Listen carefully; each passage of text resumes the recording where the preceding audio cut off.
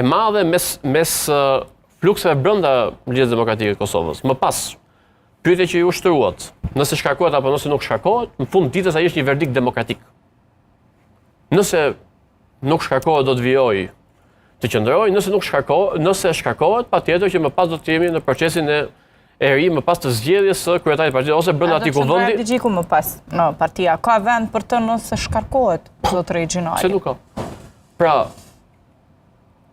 unë mendoj që Ligjet Demokratike e Kosovës ka nevojë për te secili personalitet që është aty. Dhe nëse do të ndodhte skenari... Po shkarkimi ti ai bie që do të ketë sërish grupe... Dhe nëse do të ndodhte skenari i shkarkimit, patjetër që unë mendoj që vend patjetër që nuk mendoj që është çështje për të diskutuar fakti që ka vend apo jo. Mendoni ju që zotëri Abdi Gjiku qëndron në LDK nëse shkarkohet?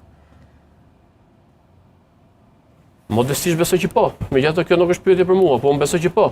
Duke pasur parasysh